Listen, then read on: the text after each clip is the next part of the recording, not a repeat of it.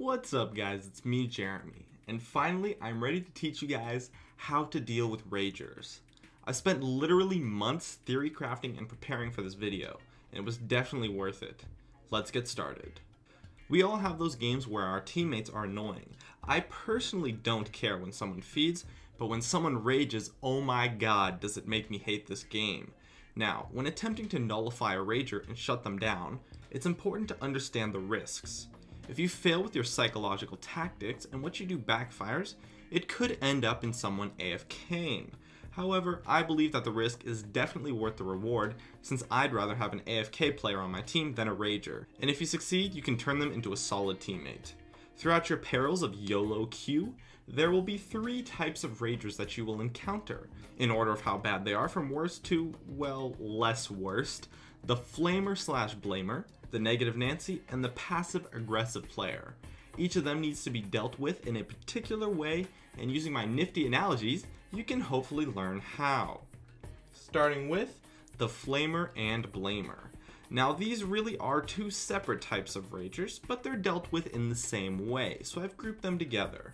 This type of player is going to be like your mean ex-wife. They complain and complain and complain and don't listen to any of your valid reasoning as they're tunneled in on their complaints. Now, if they're raging at you, you can just mute them, remember an old joke, and laugh it off. But this guide is about controlling ragers to promote a team environment, not a guide to prevent yourself from being raged at, as that really is just way easier. The key to dealing with this type of player is to defend the person being raged at.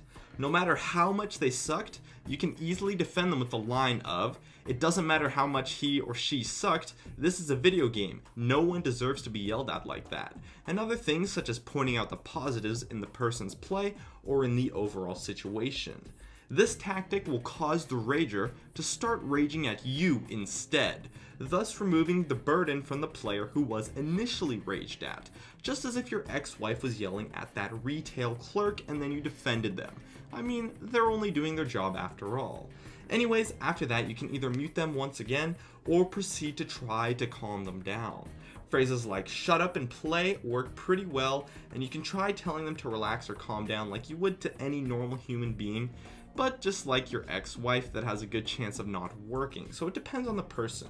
If they look like they want to win, telling them to relax is probably going to work. If they look like they want to rage, well, then you probably shouldn't try it. Now, it's important to defend in a very passive way. Any aggression towards this type of rager will further increase the rage and likely lead to a rage quit, and you feeling very bad. Next, we have the Negative Nancy. This type of rager is always negative, no matter what the situation is. They give up 1 kill and they're negative for the entire game. And this type of player is like a cat. They do one tiny little thing and expect the world in return and think that their word is above all and that the game is over even though it's only 5 minutes in and the score is 2-3. The way to deal with this type of player is the exact same way you would deal with a cat. Constant petting. You need to constantly pet your Negative Nancy by telling them jokes or convincing them to maintain a positive attitude. Point out positives in your situation. Phrases like, "Nah man, we got this, I believe," and "come on dude, keep your head up, it's solo queue, anything can happen," are great ways to pet your Negative Nancy. Tell them these kinds of things the instant after they make a negative comment in order to show absolutely no sign of doubt. Even if you don't believe it, if you pretend like you do, they can too. You just gotta keep petting them. That's all there is to it. Lastly, we have the Passive-Aggressive player. This is by far the most popular type of rager, and yes, I do consider them to be a rager. And this type of person is like a good-hearted bully. I can't speak for others, but I was a bully once in grade school. I didn't want to be. I mean, I tried pretty hard to be a good person, but it just kind of happened.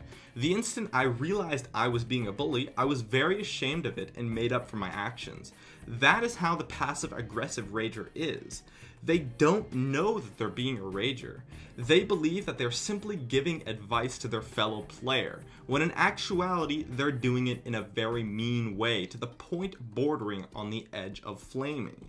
At least it certainly feels like being on the receiving end of flaming. Anyways, you want to deal with them the same way you can deal with a good-hearted bully. call them out on their actions.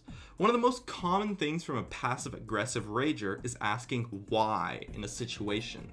The easiest response for that is simply just why ask why, and I've never seen that response fail, as once again, this type of player doesn't know that they're raging. They don't actually want to rage. You want to call them out, but make sure you do not do it in an aggressive way yourself. Bluntly calling them a rager is a very aggressive response and will almost always backfire. Telling a joke can work well, such as, "Please no flamerino." Heck, you can probably just tell them nicely that their message was a little over the top. Just make sure that you're very nice to this person, or they'll escalate into a much worse type of rager. Now, there's going to be a couple of tactics that will work for all three types of ragers, and heck, even just for dealing with people in general. The first thing I've touched over, and that is never to be passive-aggressive or aggressive when dealing with a rager. This will pretty much always escalate the situation and just make things much worse than they are. Phrases like, "We would be winning this game if you would just shut the hell up," can easily be replaced by, "We might have a better chance with a more positive attitude." The second phrase here is miles better. Rather than placing the blame on the rager, you simply place the blame on no one, and that is the best thing to do psychologically.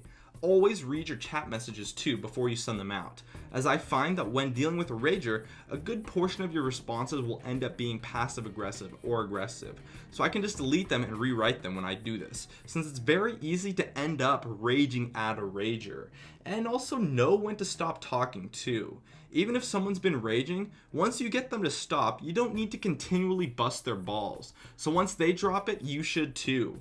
And above all else, always remember to be nice all around. Just do your best to be very kind in a smart way with your messages with smiley faces and stuff, and make it seem like you're on the rager's side, being the good friend just trying to calm them down. And if you doubt any of my creds for this video, just remember that I'm Canadian. My name is Jeremy, and that's it for my video on dealing with ragers.